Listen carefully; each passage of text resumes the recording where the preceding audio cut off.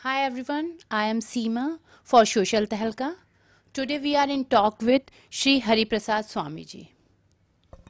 Swami Ji. Narayana, I'm very happy to be here with you and also with your audience. I'm here in Delhi. I'm coming back from a peace conference and going there to organize another peace conference. We are disciples of Sri Sadguru Swami Nyanand Saraswati. I am her second disciple, and Sri Vishnu Mohan, in whose name we run this foundation, was the first disciple. He is no more. And Sadhguru was a very reclusive person, not speaking very much with the world. Sometimes with 2, 3 years she would remain in a room, totally unconscious of outside reality, just having her food and staying there in that room. Even for that, the only person who attended on her was me, and nobody else would see her. Then after that, she would suddenly come and see people. She's a very articulate person, a person who used to put things very simply. And Sadhguru did give lectures, but most of her wisdom has been collected in 4 books of what we call Upadeshams, the teachings of Sadhguru, in which she has spoken casual statements which we have recorded and for people to contemplate upon. And Sadhguru says such simple things like, if God is everything to you, He will do everything for you. And the most well-known teaching of Sadhguru's, which she said like this, was just let God manage your life. As Swamiji, you said, let God manage your life.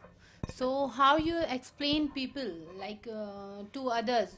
Few, as you said, you people are having disciple. So, how they become disciple of yours? See, these are people who have at some time or the others. There are a lot of people who have been disciples because for the second, third generation they are coming to Sadhguru. Many people have come to Sadhguru because they want to know about God. More people have come to Sadhguru because they have some difficulty and they want some support. They want to be able to get over their difficulties. So because of that they have come to Sadhguru. And while Sadhguru has been helping them, telling them how to get out of their difficulties, by Sadhguru has also been teaching them that ultimately all these things happen because of our karma. And the way of going beyond our karma is to have an absolutely strong relationship with God. That relationship to God means bringing our egos down and letting God take control of our lives. So Sadhguru said, it means that you let go of the steering wheel and let God drive your life. So that's what Sadhguru said. It's a question of, Sadhguru said, the mind, in your mind there's place for only 2 things. One is the ego and the other is God. So which do you want in your mind? You reduce your ego, more God can come in. It's a very simple concept. Swamiji, you are talking about this Vishnu Mohan Foundation. Yes. So Sadhguru talked about how we should transform ourselves. By transforming ourselves, now what are we? We are people who are how do we think of the world as something which is to help us, to do things for us as an object. So what Sadhguru said is just leave the world. The world is just like you, a creation of God. And don't see what you get from it, but see what you can do for it. And also, Sadhguru said, is that if you see the world as God's creation, as something which God has created, you will naturally do everything correctly in your work, in your actions. The other person is also a child of God. Then you understand why they are acting the way they act. Sadhguru says that, anger, when you have injustice, is a normal feature. But when you understand why that person has acted like that, then that anger comes down.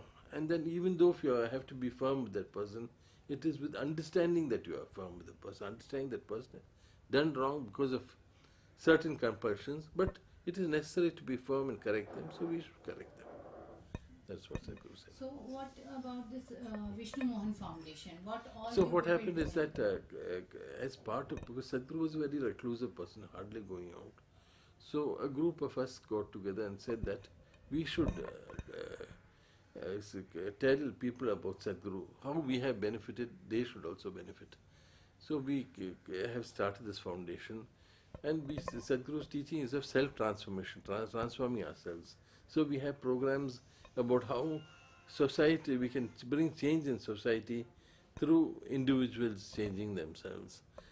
We have also programs for children on how teaching them to meditate, teaching them how to, using the Bhagavad Gita, they can get over the stresses for young people, and when they have finished their studies, they are waiting for a job. That period is a very stressful period. The time when they are finished doing their studies, that is also a stressful period. How that stress can be brought down, how that they can excel even better by leaving things at God's feet, that is what we say. That's what we tell them, how to transform themselves, and therefore then the world becomes a better place for them. Swamiji, as you told me earlier that you are having one ashram also in Chennai. We have an ashram in Chennai. It's a very small ashram. Sadhguru was a person who did not like any possessions, so it was only in the last 10 years of her life that she allowed us to build an ashram. And it's a very small place, but from there Sadhguru's teachings go forth. We have through the ideas of culture, we try to spread this idea of Sadhguru's Ishta Devata was Shri Krishna. So Krishna was everything for her. Gita was everything for her. So we take those ideas of Krishna, which Sadhguru has explained so well to us, of how the world is, we have to be Loka Sangraha, of how also that he is always there to help people, he is always there to give us support in our most difficult times. We spread those ideas through a Krishna festival, which happens every August. There is a pravachan explaining about Krishna, not very traditional pravachan, but a traditional pravachan using these ideas of self-transformation, understanding the problems of today and giving solutions for that. Then we have got also another program it is done with medical people and also with spiritual people coming together, called Ancient Solutions for Modern Problems. So first one we will be having shortly. It is about stress. How we can, with yoga, with dhyana, and with spiritual approaches to God, we can strengthen ourselves and not feel stress so much. Similarly, we had another program on grief management. How, when we are sorrowful, not only when someone dies for us, we are sorrowful when we can't attain goals, when we can't do things. So then we had a program on grief management, on our feelings of disappointment and sorrow, called Tarati Shokam Atmavit. Once you know yourself, once you know what is there, then you go beyond unhappiness. So Tarati Shokam Atmavit we had. Then we also have a program during Navaratri called Chidagni, the Fire of Consciousness Festival. There we have discussions and we have music. We have no dance, only discussions about the nature of Devi, about the nature of the universe, about nature of consciousness. And we have also music through which they can understand it. Every year, in the end of the year, we have a program on annual peace conference, peace and reconciliation conference, in which we try to bring people together. In the last conference, it was inaugurated by the respected Chalebi, who is the 22nd descendant of Jalaluddin Rumi. And there was also from Ajmer Chisti Dargah, Salman Chisti, Sayyid Salman Chisti. He came and he spoke also. He gave a very strong message of love and how people should come together. Then we had the chairman of these things are supported by the Indian Council of Philosophical Research, these peace conferences. And he came and he spoke also about this need for peace, and he gave the philosophical background. And so it is something which happens every year. Every year people from different backgrounds come from Sri Lanka, from Malaysia, from all sorts of places they come, and then they join together and talk about how we can have more peace and bring people together. Sadhguru said two things, that God realization is like a mountain peak. It is difficult to go on top there. But those who have gone to the top, to the peak, those people understand that all the paths lead. But the people in the bottom of the mountain, they cannot see so much. So because of that, they fight with each other. So Sadhguru said that. So that was about how we understood that all ways go Loka Sangram, which Bhagavan says, bringing people together. That was a duty for us. Bhagavan has told us in the Gita, so we do our best about that. And also Sadhguru said one word, one line. She said, "Are you going into tomorrow carrying the burdens of 1,000 yesterdays?" So we have all these grievances, we have all these hopes which have been broken, and we want to have those things happening. We have all these grievances, this person has done this to me, that person has. So unless that we leave what Sadhguru said, we have a book of grievances in our heart. We must take those grievances, throw them out, and then after that we'll be able to be peaceful. And also we'll be able to mix with people, because the person who has been bad today need not be bad tomorrow. Some circumstance made them bad, but later they may be good. So we must try and bring people together. So we work for this every year. And the next conference is in January 27 to the 29th. So that is the activities of the foundation. And also, Sadhguru also had another trust called Jnana Advaita Peedam. There we do for education of children. We also do a lot of Annadanam, feeding of people in 108 temples. People are fed every year in the month of August, and the month of October we do Sadhu Bhojanam in a big way in Kurukshetra, Rishikesh and Mathura. So that is the activities now in the ashram. Okay, Swamiji, as you said, this foundation do this Annadanam and child education. So I would like to know from where you get this finance and all for your The foundation. devotees support us. Devotees Support us. And for these conferences we do receive some funding from the government. Okay. And also we have now, because our activities are increasing, we have asked for corporate funding. So central government is helping you, or only about only to Chennai, so central government gives us, but we are also approaching corporates. We are also looking for philanthropists to support us, because we have a lot of plans on our anvil now, so that's why.